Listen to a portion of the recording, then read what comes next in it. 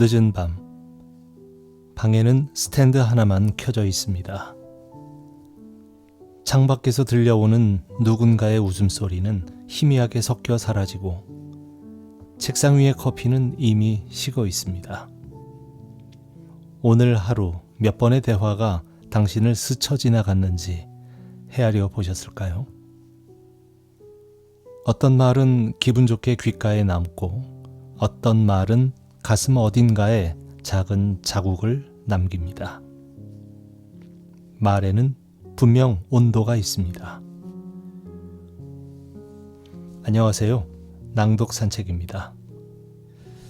오늘은 1% 부자의 대화법을 함께 걸어보겠습니다. 저자는 사이토 히토리, 매일경제신문사에서 출간되었습니다. 사이토 히토리라는 작가의 이름이 낯선 분들도 있을 겁니다. 그는 일본에서 1993년부터 12년간 납세액 1위를 기록한 사업가입니다.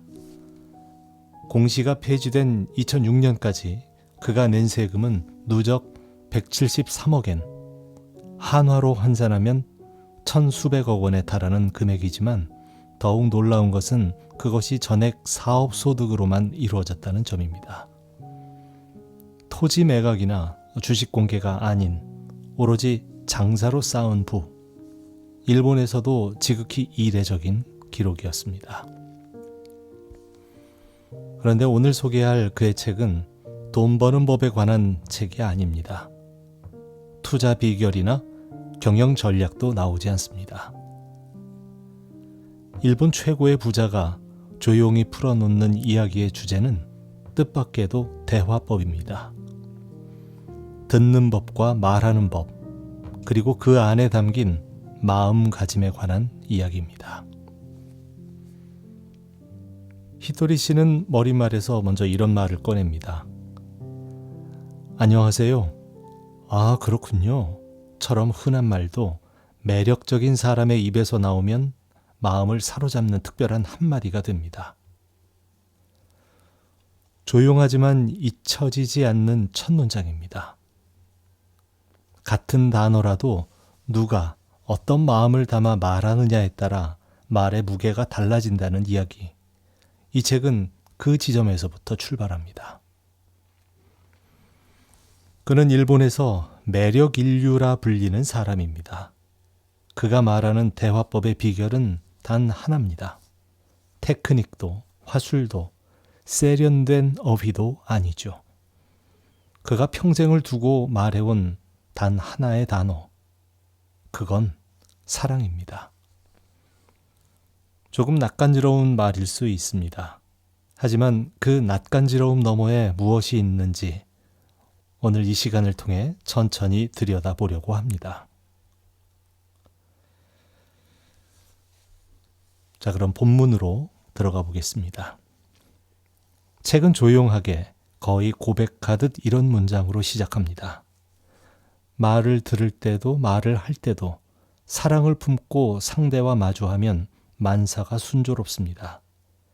인간관계에서 헤맬 일이 없답니다. 무척이나 단순한 말입니다.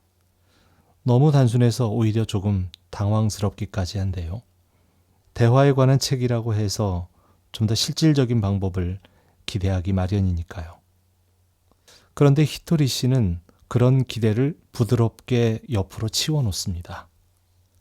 자신은 방법론이라는 걸 공부해 본 적이 없다고 말하는데요.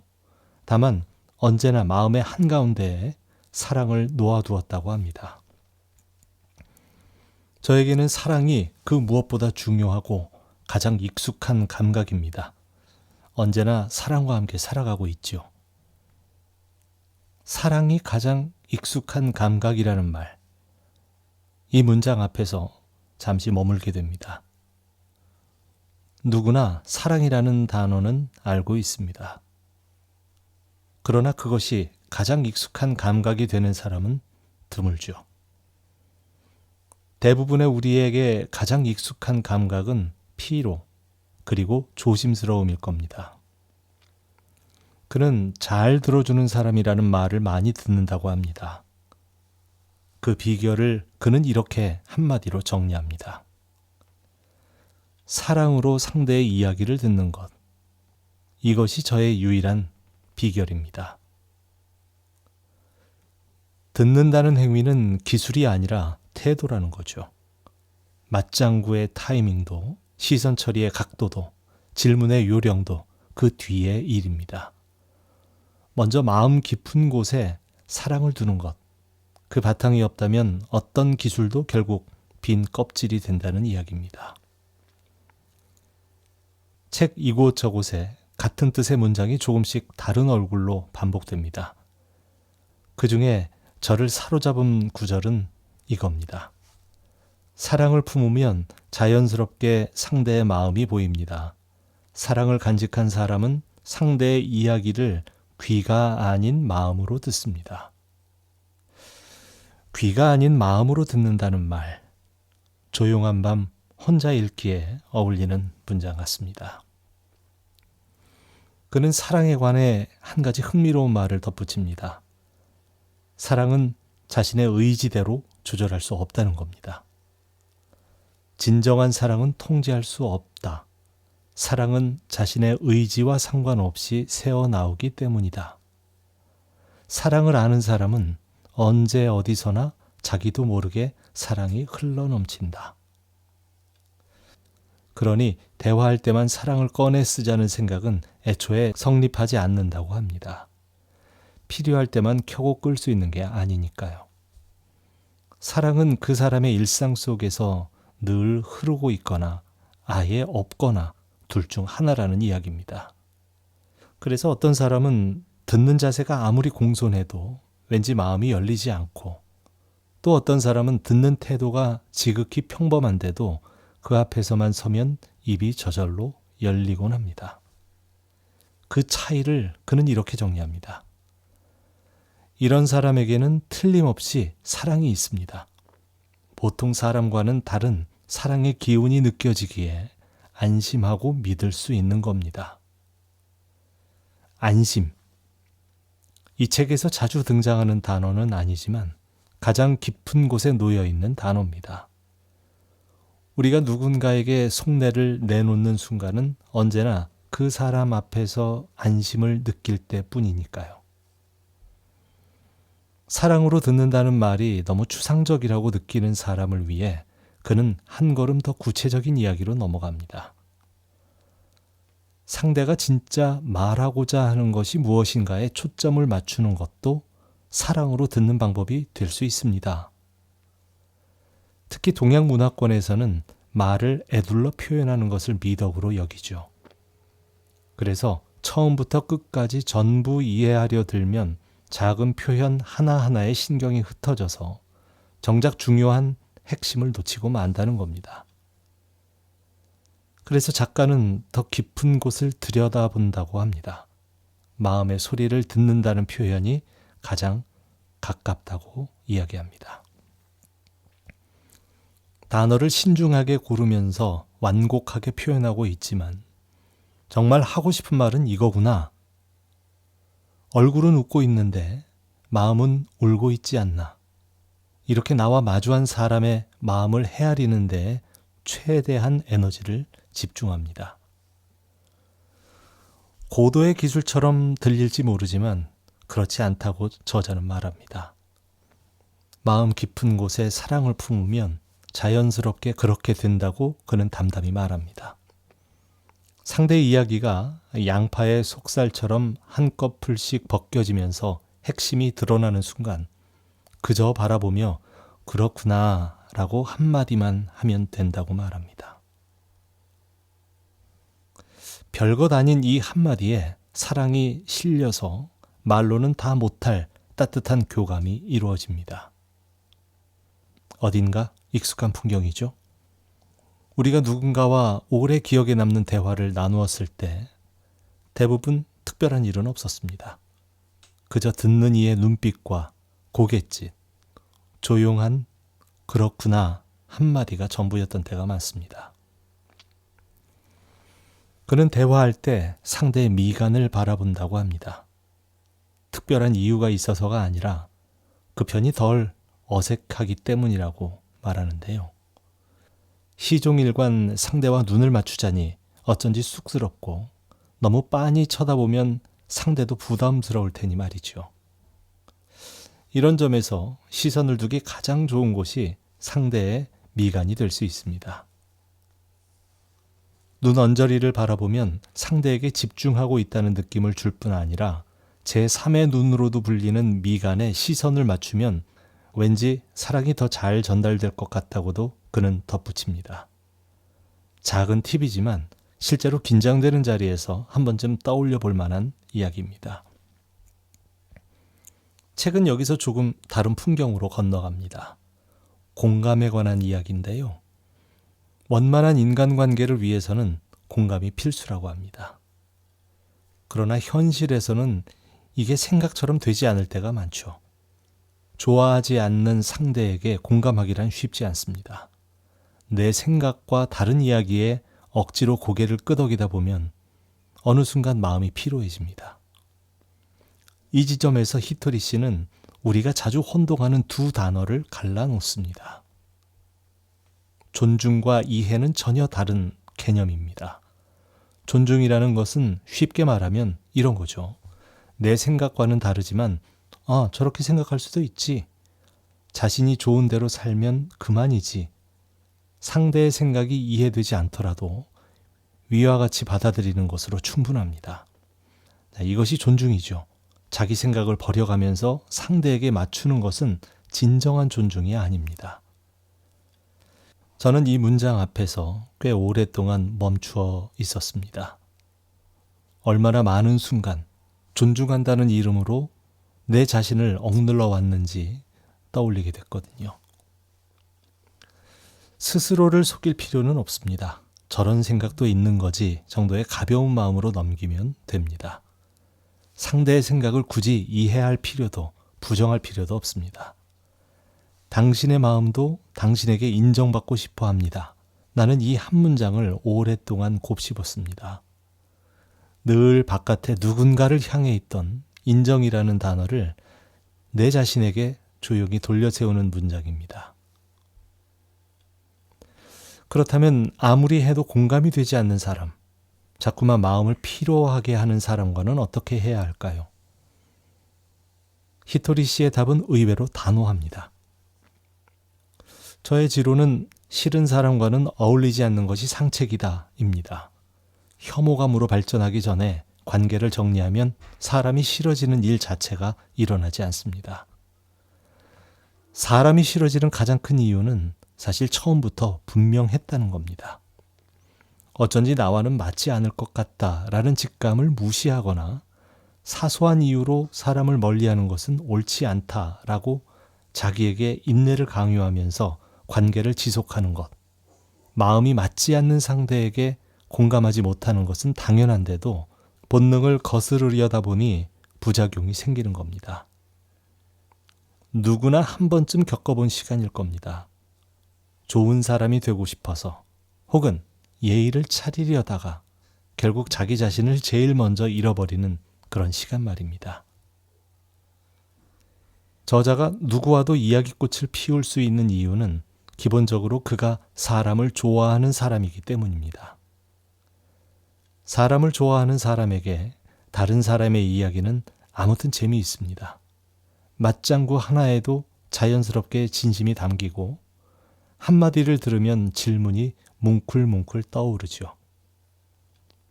그는 대충 한 끼를 때우려고 들른 식당에서도 어느새 점원과 이야기 산매경에 빠진다고 하는데요.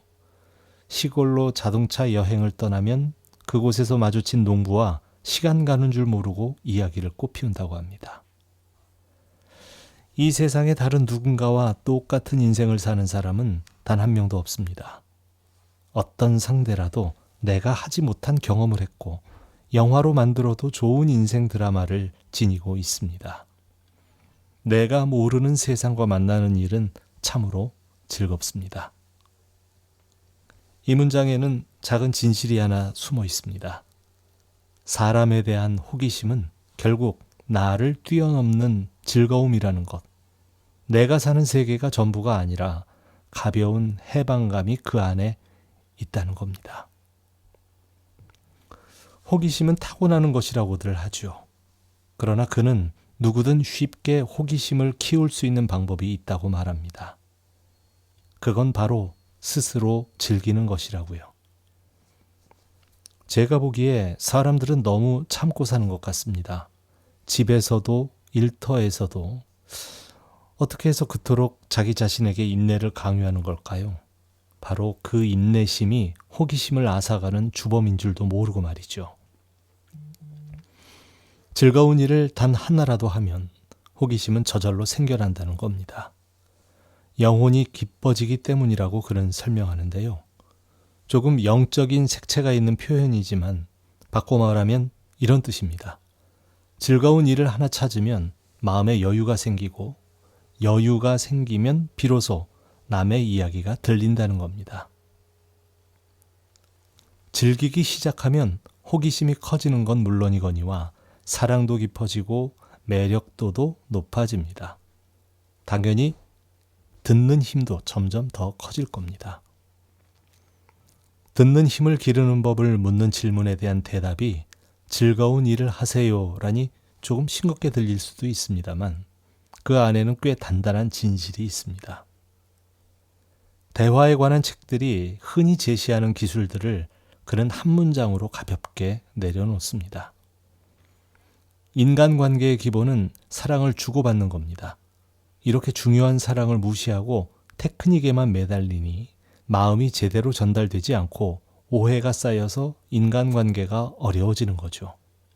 사랑만 있으면 테크닉 따위는 신경 쓰지 않아도 최고의 인간관계를 맺을 수 있으니 이보다 쉬운 방법이 또 어디에 있을까요? 그의 말이 조금 거칠게 들릴 수도 있습니다. 그러나 뒤이어 나오는 문장을 들으면 그 거침도 조금 이해가 됩니다. 사랑을 품게 되면 작은 리액션 하나에도 사랑이 담깁니다. 어떤 타이밍에 어떤 식으로 맞장구를 치든 엇박자가 날 수 없죠. 사랑을 간직한 사람은 똑같이 맞장구를 쳐도 기운을 북돋우는 말, 기분이 좋아지는 말을 무의식적으로 선택합니다. 기술이 아니라 바탕이라는 이야기죠. 바탕이 맞으면 손끝도 맞습니다. 어느 분야에서든 오래된 진실입니다. 책의 중반쯤 가장 조용한 페이지가 하나 있습니다. 사랑과 영혼에 관한 이야기인데요. 히토리 씨는 조금 종교적인 표현을 자주 쓰지만 그걸 특정한 신앙으로 받아들일 필요는 없습니다. 다만 이 페이지는 그 어떤 문장보다 여운이 길게 남습니다. 인간의 본질인 영혼은 사랑을 좋아하고 사랑을 원합니다.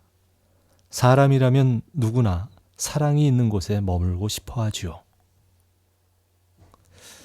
그는 이어서 이렇게 말합니다. 세상은 넓고 다양한 사람이 존재합니다. 그 중에는 사랑을 거부하는 사람, 사랑을 증오로 돌려주는 사람도 있습니다. 하지만 그건 영혼이 시키는 일이 아닙니다. 이들의 마음속 어딘가에도 사랑이 자리 잡고 있답니다. 단지 사는 동안 힘들고 괴로운 일이 너무 많아서 그게 상처로 남아 사랑이 가려진 것뿐이죠. 사랑이 가려졌을 뿐이다. 이 표현 앞에서 마음이 조금 두그러집니다. 우리는 어디서나 이상한 사람, 상처를 주는 사람을 만납니다. 그들을 이해하라는 것도 용서하라는 것도 아닙니다. 다만 그들의 마음 속에도 한때는 분명 사랑이 있었다는 것, 그 짧은 인식 하나만으로도 우리는 조금 덜 상처받을 수 있습니다. 영혼은 끊임없이 이어진 길고 긴 길을 걸어갑니다. 너무 걱정하지 마십시오. 사랑을 잠시 잊고 사는 사람도 언젠가는 반드시 사랑을 되찾아 행복해질 테니까요. 늦은 밤 혼자 읽기에 어울리는 문장이죠. 종이 위에 조용한 온도가 남아 있습니다. 대화 중에 상대가 틀린 말을 할 때가 있습니다. 그때 곧장 그렇지 않은데요? 하고 끼어들기가 쉽죠. 히토리 씨는 이 지점에서 조금 다른 태도를 권합니다. 잘못을 바로잡는 것만이 능사는 아닙니다. 아무리 상대의 말이 틀렸다고 하더라도 모른 채 넘어가는 편이 나을 때도 있습니다. 일일이 잘못을 고치려 들면 자존심을 상하게 할 수 있을 뿐더러 여러 사람이 모인 자리라면 무안을 주는 꼴이 될 테니까요.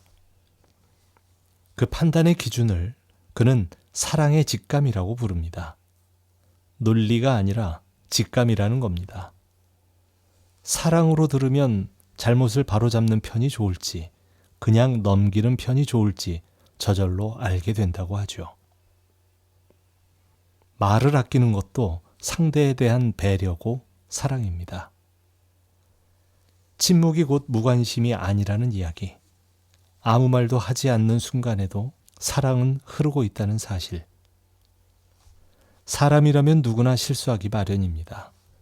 폐를 끼치는 일도 불가피한 갈등도 결국 우리 삶에는 사과해야 할 순간들이 생기죠. 많은 사람이 어떻게 하면 진심으로 반성하는 모습을 보일 수 있을까를 궁리한다고 합니다. 히토리 씨의 답은 역시 단순합니다. 저는 빙빙 돌리거나 난해하게 말하는 걸 싫어합니다. 그래서 언제나 얼렁뚱땅 넘어가거나 얼버무리지 말고 처음부터 깔끔하게 잘못을 인정하고 사과하는 편이 훨씬 효과적이라고 생각합니다. 그가 꼽는 단 하나의 키워드는 진솔함입니다. 어설픈 잔기술을 더할수록 오히려 역효과만 부른다고 합니다. 잘못해놓고도 사과는커녕 변명만 늘어놓는 사람을 떠올려 보십시오. 상대의 마음이 어떻겠느냐고요. 언짢은 마음에 기름을 붓는 꼴이 될 겁니다. 핑계대지 않고 순순히 사과했다면 금세 풀렸을 것을 자기 합리화라는 모습에 용서할 마음이 싹 달아나 버릴 테죠. 이 구절은 우리가 매일의 사소한 관계에서 가장 자주 놓치는 장면을 정확하게 짚습니다. 사과는 언제나 짧을수록 잘 닿습니다. 군더더기가 붙는 순간 사과는 더 이상 사과가 아니게 됩니다. 이 책에서 가장 여운이 오래 남는 부분 중에 하나는 고민을 누구에게 털어놓아야 하는가에 관한 이야기입니다. 우리는 고민이 생기면 자연스레 가족이나 친구에게 달려가죠. 그런데 히토리 씨는 의외의 말을 건넵니다. 고민이 생겼을 때는 자기 자신과 의논하는 것이 가장 좋은 방법입니다. 왜냐하면 내 문제를 나보다 더 진심으로 고민해주는 사람은 없기 때문입니다. 이 말이 처음에는 조금 차갑게 들릴 수도 있습니다. 하지만 이어지는 문장을 들으면 이야기가 조금 달라집니다. 나에 관해 누구보다 진지하게 생각하는 사람은 바로 나 자신이며 나보다 내 입장을 더 잘 이해하는 사람도 없습니다. 내 마음을 온종일 들여다볼 수 있는 것도 나뿐이죠. 아시겠어요? 나 자신보다 든든한 아군은 이 세상에 없습니다. 그는 나 자신의 절친이 되어주라고 말합니다. 그러면 고민거리가 생기는 순간 또 다른 내가 깨어나서 두 팔을 걷어붙이고 해결에 나서줄 거라고요. 내 문제를 진심으로 고민해 줄 수 있는 사람은 이 세상에 오직 하나, 자기 자신뿐입니다. 스스로 생각하는 힘 없이는 자신의 인생을 바꿀 수 없습니다. 그러나 자신을 사랑하는 일이 먼저라고 그는 거듭 말합니다. 자신을 사랑하는 첫걸음은 스스로에게 짐을 내려놓도록 허락하는 것이라고요. 자신을 사랑하려면 인내하기를 멈추어야 합니다. 어깨를 짓누르는 짐부터 내려놓으시기 바랍니다. 지금 처한 상황이 답답하고 괴롭다면 도망쳐도 됩니다. 이 책에서 가장 다정한 문장 가운데 하나입니다. 도망쳐도 된다는 말을 이렇게 단호하게 해주는 책은 많지 않습니다. 이 문장 앞에서 한참을 머무는 사람도 있을 겁니다. 그는 이어서 이렇게 덧붙입니다. 부자는 타인은 물론 자신에게도 자애롭습니다. 이 한 줄이 책 전체를 관통하는 단단한 실 하나입니다. 우리는 흔히 성공한 사람을 떠올릴 때 자기 자신에게 엄격한 사람을 상상하곤 하죠. 새벽에 일어나고 쉬지 않고 일하고 감정을 억누르는 사람의 얼굴. 그러나 그가 말하는 부자의 얼굴은 조금 다릅니다. 자기에게 다정한 사람, 자기를 기쁘게 하는 일을 아는 사람입니다. 스스로에게 엄격할 필요 없습니다. 자기 자신에게도 한껏 너그러워지는 겁니다. 좋아하는 일을 마음껏 즐기십시오. 자유롭게 살면서 신나게 웃으면 모든 일이 잘 풀릴 겁니다. 이 책이 돈 버는 법에 관한 책이 아니라 사는 법에 관한 책이라는 걸 가장 분명하게 보여주는 대목입니다. 책의 중반에서 그는 꽤 도발적인 장을 펼칩니다. 침묵은 금이 아니라는 제목이 붙어 있는데요. 우리는 침묵은 금이요, 웅변은 은이다 라는 말을 오래도록 진리처럼 받아왔습니다. 하지만 히토리 씨의 생각은 조금 다릅니다. 저는 누구나 하고 싶은 말을 자유롭게 할 수 있어야 세상이 더 좋아진다고 생각합니다. 권력을 가진 자가 사람들을 마음대로 부리려는 의도 말입니다. 사람들이 자기 생각을 말하기 시작하면 특권을 지닌 사람들도 제멋대로 행동하기 어렵습니다. 놀라운 해석입니다. 침묵은 금이라는 말이 사실은 말하지 못하게 만드는 구실로 쓰였을지도 모른다는 의심. 이 부분에서 그의 진짜 결은 단순한 처세서 저자가 아니라는 걸 느끼게 됩니다. 그가 생각하는 침묵은 금의 진짜 의미는 이렇습니다. 좋은 말을 하면 애쓰지 않아도 자연히 귀 기울이게 된다. 말을 아끼라는 것이 아니라 좋은 말을 하라는 것. 듣는 사람을 입 다물게 만드는 금언이 아니라 말하는 사람 스스로 돌아보게 만드는 지혜. 그는 말의 힘에 관한 오래된 표현 하나를 가져옵니다. 말이 씨가 된다고 하죠. 말에는 그 기운에 어울리는 사건을 일으키는 신기한 힘이 있습니다. 좋은 사람도 나쁜 말을 하면 불행한 현실을 초래한다는 겁니다. 그는 한 걸음 더 나아갑니다. 부정적인 말의 대상이 자기 자신이 아니면 괜찮을까요? 다른 사람에 대해 험담한 말이라면 나와는 상관없지 않을까요? 그의 대답은 단호합니다. 자기가 하는 말을 가장 많이 듣는 사람은 다름 아닌 자기 자신이기 때문입니다. 말은 듣는 것만으로 기운의 영향을 받으니까요. 이 한 줄에서 잠시 숨이 멎습니다.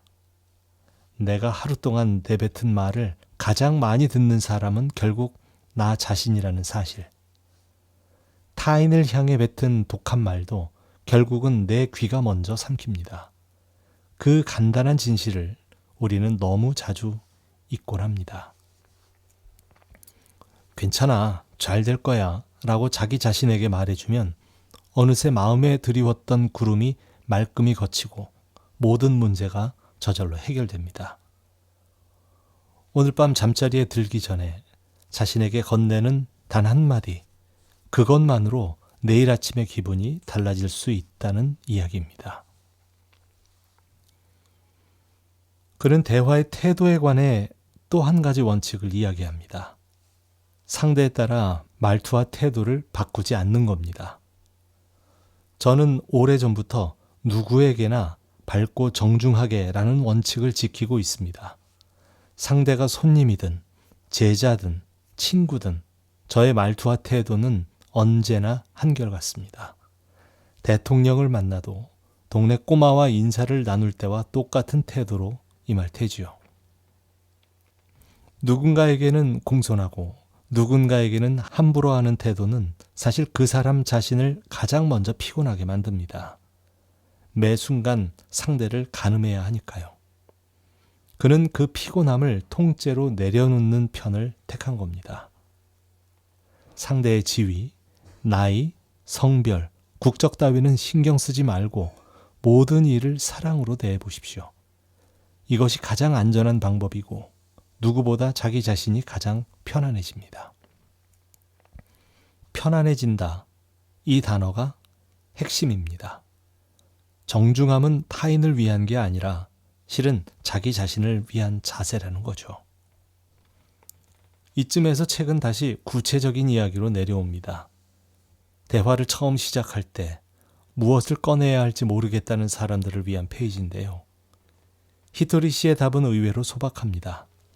날씨 이야기를 하라고 그는 조언해 줍니다. 인사만 건네고 입을 다물지 말고 가볍게 날씨 이야기를 꺼내십시오. 그러면 대화가 술술 풀릴 겁니다. 너무 식상하다고 느낄지 모르지만 그는 말합니다. 날씨는 인간의 삶에 지대한 영향을 미치기에 누구나 관심을 가집니다. 유행이나 시의성과도 무관하죠. 언제든 꺼내 쓸 수 있는 만능 소재고 날씨 이야기 때문에 심기가 불편해지는 사람도 없습니다. 만인에게 통하는 즐거운 주제이자 다양하게 응용할 수 있는 소재는 날씨밖에 없는 듯합니다. 그야말로 대화의 물꼬를 트는 정석이라고 할 수 있습니다. 대단한 화법을 알려주는 책이 이 대목에서 날씨 이야기를 권한다는 점이 오히려 믿음직스럽습니다. 모든 정교함을 걷어내고 가장 기본으로 돌아가라는 의미 같습니다. 분위기를 파악한다는 것이 무엇인가에 관해서도 그는 단순하게 말합니다. 분위기를 읽는다는 것은 바로 상대를 배려하는 것입니다. 즉 사랑이 있느냐 없느냐의 문제죠. 작은 배려, 그게 전부입니다. 분위기 파악이라는 말을 들을 때마다 조금 피로해지는 사람이 있을 겁니다. 눈치를 본다는 뜻과 너무 가까워서 그렇습니다. 그러나 그가 말하는 분위기 파악은 눈치가 아닙니다. 상대의 자리에 잠깐 가보는 일, 그 사람이 지금 어떤 말을 듣고 싶어 할지 한 박자 앞서서 생각해 보는 겁니다. 이 부분의 마지막 문장이 마음에 오래 남았는데요. 이 정도 배려심도 없는 사람은 사랑이 없다고 밖에 볼 수 없습니다. 간결하고 단호합니다. 하지만 상대를 몰아세우는 말은 아니죠. 작은 배려마저 버거운 순간이 있다면 그때 우리는 이미 사랑에서 너무 멀어져 있다는 뜻이니까요. 그는 누군가의 고민을 들어줄 때 상대에 따라 정반대의 답을 하곤 합니다. 같은 일이 잘 되지 않아요? 라는 질문에도 어떤 이에게는 너무 애쓰지 않아도 돼요? 라고 말하고 또 어떤 이에게는 마음을 다잡고 다시 도전해 보세요 라고 말합니다. 누구에게나 한결같이 힘내세요 라고 말하는 것은 사랑이 아닙니다. 이런 천편일률적인 대답을 하게 되는 것은 상대의 마음을 헤아리는 노력이 부족하기 때문이죠. 이 구절 앞에서 조금 찔립니다.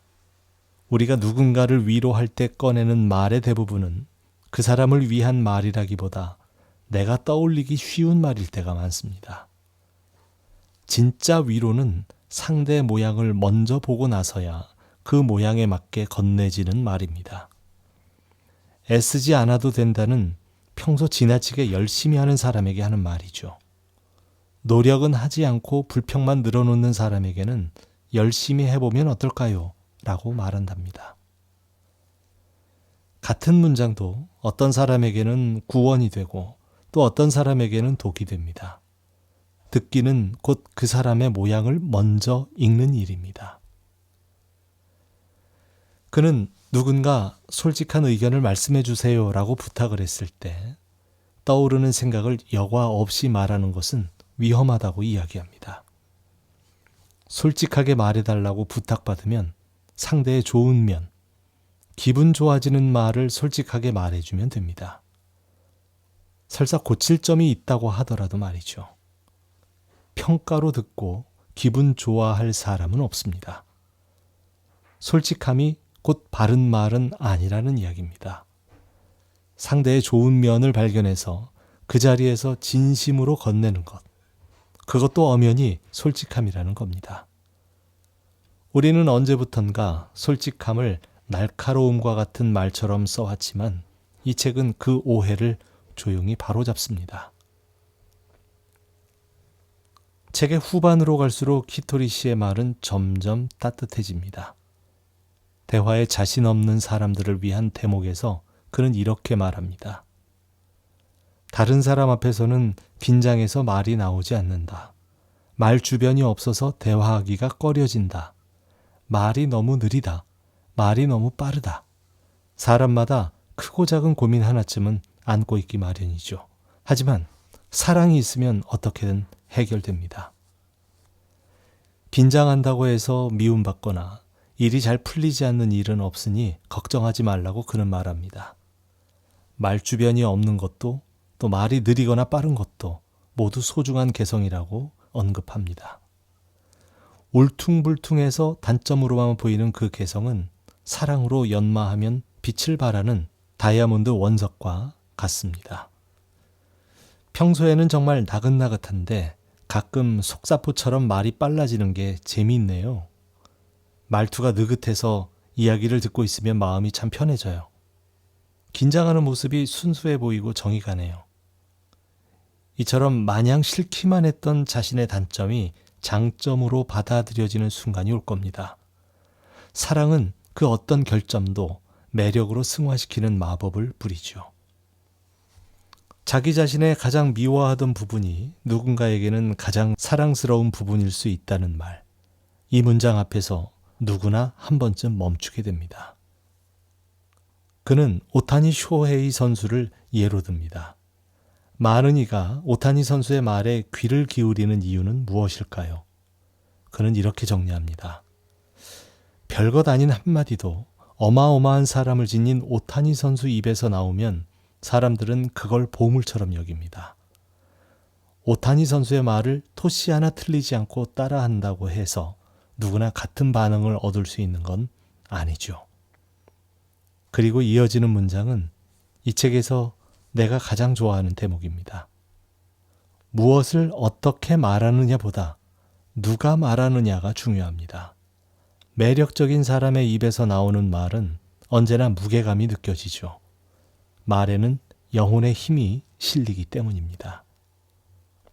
말에는 영혼의 힘이 실린다. 이 한 줄이 책의 중심에 놓인 추와 같습니다. 수많은 대화법 책들이 놓치는 지점을 그는 한 문장으로 들어올립니다. 결국 말의 무게는 문장 속에 있는 것이 아니라 그 말을 내뱉는 사람이 어떤 시간을 살아왔는지에 달려있다는 겁니다. 책의 후반에는 이런 흥미로운 대목이 나옵니다. 나이 든 사람들이 흔히 저지른다는 세 가지 실수. 잔소리, 무용담, 자화자찬. 대개는 꺼리는 말들이죠. 그러나 그는 이렇게 말합니다. 저는 말하기 나름이라고 생각해요. 이것이 환영받지 못하는 것은 말하는 사람에게 사랑이 없기 때문입니다. 그의 제자들은 자기 자랑을 하고 싶을 때 처음부터 이건 제 자랑입니다만 하고 운을 뗀다고 합니다. 그러면 오히려 사람들이 친근감을 느끼고 즐거워한다고요.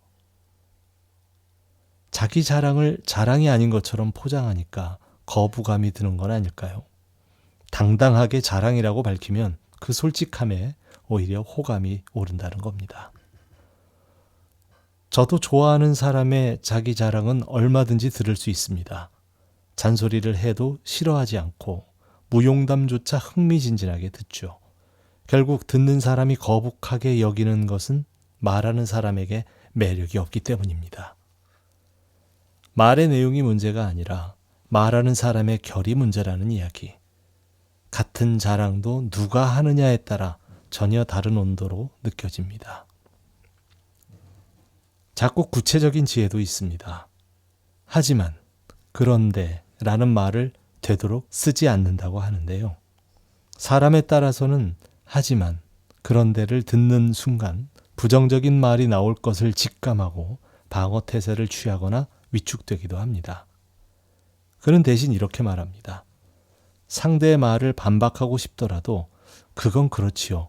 그리고 이런 이야기도 들었는데요. 하고 먼저 긍정하는 말로 시작을 합니다. 이렇게 말하는 게 훨씬 좋은 인상을 줄 수 있죠. 작은 단어 하나의 차이지만 우리가 매일 수없이 반복하는 단어이기도 합니다. 입버릇이 곧 삶의 온도가 됩니다. 책의 후반에서 가장 가슴을 툭 치는 장은 부자는 실패가 없다라는 제목의 글이었습니다. 저는 실패를 겪어보지 않아서 웃으며 이야기할 실패담이 없답니다. 물론 일이 뜻대로 풀리지 않는 경우는 있지만 그걸 실패로 여기지 않습니다. 어떤 시도를 했다가 원하는 결과에 이르지 못하면 적어도 내가 시도한 것은 발판이 됩니다. 실패 덕분에 성공에 가까워지는 중요한 깨달음을 얻는 것이죠. 실패를 실패로 여기지 않는 사람, 이것이야말로 그가 말하는 부자의 마음가짐인지도 모릅니다. 실패라는 이름의 성공 체험을 거듭하다 보면 어느새 목적지에 도달하게 되어 있습니다. 그래서 저는 모든 체험을 성공으로 여깁니다. 우리가 실패라 부르는 일들의 대부분이 사실은 다음 문으로 가는 복도일 뿐이라는 이야기. 복도가 길면 조금 지칠 뿐 복도 자체가 실패는 아닐 겁니다. 책의 끝자락에 유난히 조용한 문장 하나가 있습니다. 종이를 꾹꾹 눌러 접으면 다시 펼쳐도 접힌 상태로 돌아가려 하지요. 저에게는 밝음과 즐거움이 접힌 상태와 같아서 힘든 일 때문에 잠시 갈피를 잡지 못하더라도 금세 밝고 즐거운 상태로 돌아옵니다. 마음에 접히지 않는 자국이 있다는 표현도 인상적이었는데요. 우리가 반복해서 짓는 표정과 감정이 결국 마음에 접힌 자국이 된다는 사실. 오늘 어느 쪽으로 접고 있는지, 내일은 또 어느 쪽으로 펼쳐질지는 결국 같은 이야기입니다.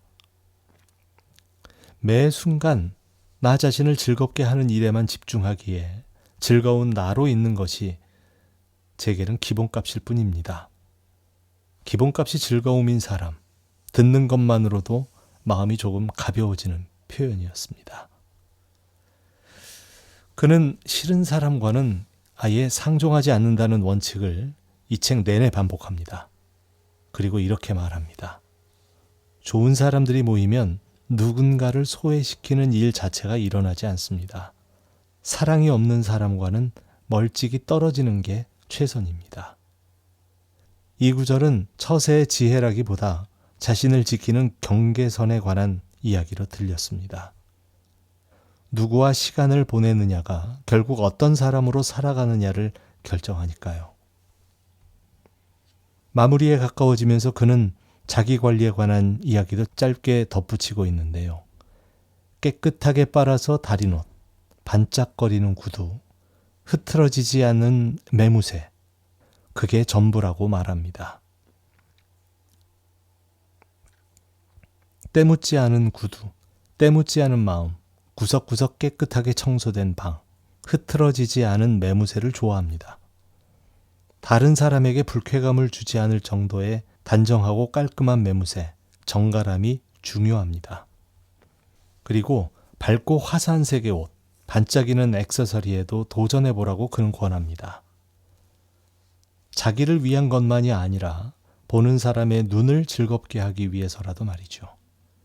밝은 기운은 그렇게 퍼져나간다고 그는 강조합니다. 책은 가장 짧은 몇 줄로 끝납니다. 지금까지 이야기한 것처럼 사랑을 담아 듣고 사랑을 담아 말하는 게 전부입니다. 미소 띈 얼굴로 밝은 기운을 발산하는 것, 이보다 더 좋은 부자의 운이 커지는 비결은 없으며 행복과 성공을 손에 넣는 최고의 지름길입니다. 그리고 이 책의 마지막 문장은 이렇습니다. 끝까지 읽어주셔서 고맙습니다. 저는 이토록 멋진 당신이 정말 좋습니다. 이 한 줄 앞에서 조용히 웃게 됩니다. 일본 최고의 부자가 남긴 마지막 문장이 이런 말이라는 것. 조금은 낯간지럽지만 어딘가 오랫동안 마음에 남는 말이었습니다. 책을 덮고 나서 몇 가지 생각을 정리할 수 있었습니다. 듣는다는 것도 말한다는 것도 결국 어떤 마음으로 해서 갈린다는 것. 기술이 부족해서 대화가 어려운 게 아니라 바탕의 온도가 낮아서 말이 겉돈다는 사실. 이 책이 내내 말해온 유일한 이야기였습니다. 존중은 이해가 아니라는 사실. 굳이 상대의 생각을 받아들이지 않아도 저렇게 생각할 수도 있지 정도의 가벼움으로 넘어가도 된다는 사실. 그리고 무엇보다 자기 자신을 속여가면서 맞추는 일은 진정한 존중이 아니라는 사실을 알게 되었습니다. 싫은 사람과는 어울리지 않아도 된다는 허락. 견디는 것이 어른이 아니라 떠나는 것이 어른일 때도 많다는 것. 고민이 생기면 가장 먼저 자기 자신과 의논하라는 조언. 세상 누구보다 나를 사랑하고 진심으로 고민해 줄 수 있는 사람은 결국 나 자신뿐이라는 거죠. 그리고 자기가 내뱉은 말을 가장 많이 듣는 사람은 다름 아닌 자기 자신이라는 사실. 그러니 타인에게 건네는 말 이전에 자신에게 건네는 말부터 따뜻해야 한다는 그의 말도 인상에 남았습니다. 부자는 타인에게만이 아니라 자신에게도 자애롭다는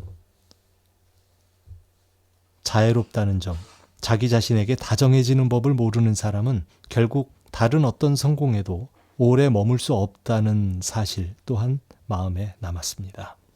어쩌면 이 모든 이야기는 한 문장으로 줄일 수도 있을 것 같습니다. 사랑을 담아 듣고 사랑을 담아 말하라. 그리고 그 첫 번째 사랑의 대상에 자기 자신을 빼놓지 말라. 라고요. 오늘 하루를 돌아보면 우리는 또 얼마나 많은 말을 흘려듣고 얼마나 많은 말을 애써 듣지 않으려고 했을까요? 누군가의 말을 듣는 일보다 내 마음의 소리를 듣는 일이 더 어려운 밤도 있습니다.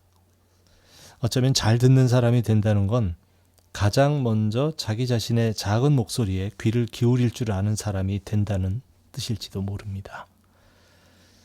자, 오늘 나는 나 자신에게 어떤 말을 건넸는지, 또 피곤하다고 말해 주었는지, 잘하고 있다고 응원해 주었는지, 혹은 오늘도 아무 말도 건네지 않은 채 그대로 잠자리에 들려는 것은 아닌지. 우리가 평생 동안 가장 많이 듣는 목소리는 결국 내 자신의 목소리입니다. 자, 그렇다면 그 목소리의 온도를 정하는 일이 다른 어떤 대화법보다 먼저가 아닐까 하는 생각이 들었습니다. 사랑을 담아 듣고 사랑을 담아 말하는 것, 그리고 자기 자신에게 먼저 다정한 한마디를 건네는 것.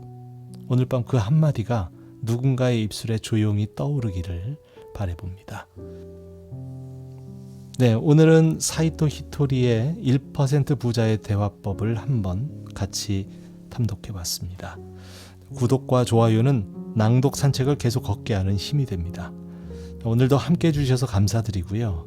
지금까지 타마와 함께 하셨습니다. 다음 시간에 또 인사드리겠습니다. 고맙습니다.